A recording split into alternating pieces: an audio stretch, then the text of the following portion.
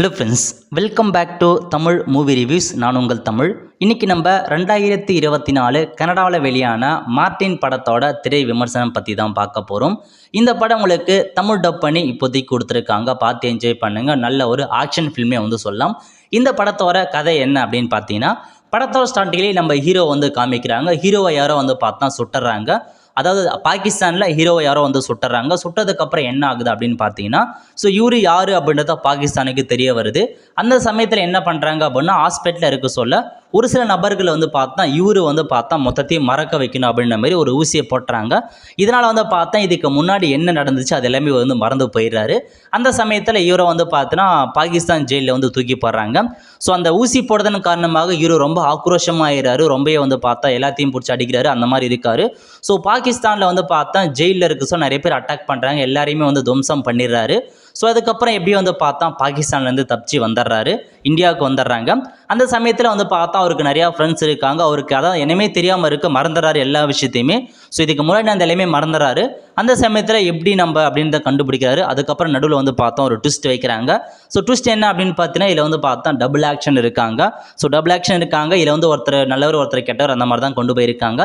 So கதைக்களம் என்ன அப்படின்னு பார்த்தீங்கன்னா, ஸோ இதில் பார்த்தா ஒரு பெரிய மாஃபியா இருக்காங்க. அதாவது மெடிக்கல் மாஃபியா. அவர் பார்த்தீங்கன்னா ஸோ 2000 கோடிக்கு மேற்பட்ட ஒரு கண்டெய்னரை நம்ம ஹீரோ பார்த்தா பிடிச்சி வச்சுருவார். நல்ல ஹீரோ. அவர் பார்த்தீங்கன்னா அந்த கண்டெய்னர் பிடிச்சி வச்சுட்டு வெளியே விட மாட்டார். பட் அதை பார்த்தா நம்ம கட்டவர் இருக்கார் பாருங்க. அவர் காப்பாற்றி நான் அந்த கண்டெய்னர் எடுத்து கொடுக்குறேன், எனக்கு எவ்வளோ ஷேர் அப்படின்ற மாதிரி அந்த கட்டவன்ட்ட பேசுகிறாங்க. ஸோ இதுக்கப்புறம் ஃபைனலாக அந்த கண்டெய்னரை வெளியே கொண்டு போனாரா இல்லையா, ஸோ இதான் மொத்த கதையாக கொண்டு போயிருக்காங்க. ஸோ கண்டிப்பாக பார்த்தா ஸ்டார்டிங் ஒரு 3/4 மணி நேரம் உங்களுக்கு படமே புரியாத மாதிரி தான் போகும். ஏன்னா அந்தளவுக்கு தான் காமிச்சிருப்பாங்க. ஏன்னா பார்த்தா ஸ்டார்டிங் எல்லாமே ரொம்ப ஓவர் பில்டப் கொடுத்துருப்பாங்க ஹீரோவுக்கு. ஸோ ரொம்ப ஓவர் பில்டப்புங்க. அதிகபட்சமாக அவர் ஒரு மாதிரி கற்றுட்டே இருப்பார். அதெல்லாம் கொஞ்சம் கடுப்பாக தான் இருந்துச்சு. பட் ஒரு 3/4 மணி நேரம் நீங்கள் தாக்கு பிடிச்சிங்க அப்படின்னா போக போக கதைக்களத்துக்கு ஸோ கதைக்களம் ஒரு சொல் நல்லா கொண்டு போயிருக்காங்க. ஸோ ஆக்சுவலாக இது பார்த்தா ஒரு நார்மல் ஆவரேஜான மூவி தான். ஏன்னா இந்த மாதிரி நிறையா ஸ்டோரி நம்ம தமிழ் படத்துலேயே பார்த்துருக்கோம். இதுவும் அந்த மாதிரி தான் கொண்டு போயிருக்காங்க. ஸோ கடைசி எப்படி முடிச்சாங்க இதுதான் மொத்த கதை. ஏன்னா மார்ட்டின் அப்படின்றவர் பார்த்தா ஒரு பெரிய கிரிமினல்னே சொல்லலாம். இவர் பார்த்தா என்ன ஒர்க் சொன்னாலும் அவர் செய்வார். அந்தளவுக்கு ஒரு கிரிமினல். பல நாடுகளில் போயிட்டு நிறைய பேரை சாவடிப்பார். அவர் ஒரு மார்க் லிஸ்ட்டில் ஒரு நேமில் இருக்கும். ஸோ நம்ம ஹீரோவை பொறுத்த வரைக்கும் அவர் நல்ல ஒரு போலீஸ் அதிகாரியாக தான் இருப்பார். கஸ்டம்ஸ் ஆஃபீஸராக இருப்பார்.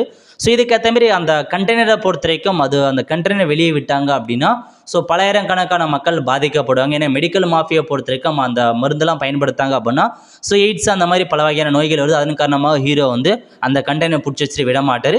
இதனால் அவருக்கு என்ன ப்ராப்ளம் ஆச்சு, கடைசியாக அந்த வில்லன் அந்த கண்டெய்னர் எடுத்து அந்த வில்லன்கிட்ட கொடுத்தாரா இல்லையா, ஸோ இதான் கதையாக கொண்டு போயிருப்பாங்க. ஸோ நல்ல ஒரு டீசன்ட் வாட்சல் மூவி தான். ஏன்னா பார்த்தா படம் நல்லா பிரம்மாண்டமாக தான் கொண்டு போயிருக்காங்க. அதாவது மேக்கிங் பொறுத்த வரைக்கும் நல்லா இருந்துச்சு.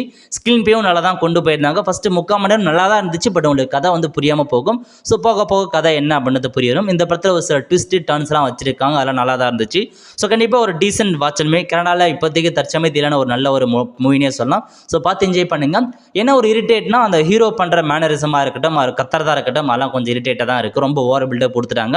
மற்றபடி நல்ல கதைக்களம் தான். ஸோ வேறு யாருன்னா பண்ணி தான் கண்டிப்பாக நல்லாயிருக்கும். பில்டப்லாம் கொடுக்காம பண்ணியிருந்தாங்கன்னா இந்த படம் இன்னமும் நல்லா பேசப்பட்ட படமாக இருந்திருக்கும். ஓகே, ஸோ கண்டிப்பாக ரெக்கமெண்டேஷன் எல்லாமே நீங்கள் வியூ பண்ணி பார்க்கலாம். அந்தளவுக்கு ஒரு நல்ல வாட்சல் மூவி தான். ஸோ பார்த்து என்ஜாய் பண்ணுங்கள். இந்த படம் பார்த்தாக்க மறக்காமல் கமெண்ட் பண்ணுங்கள். அடுத்து ஒரு நல்ல மூவி அவள் சந்திப்போம். நன்றி, வணக்கம்.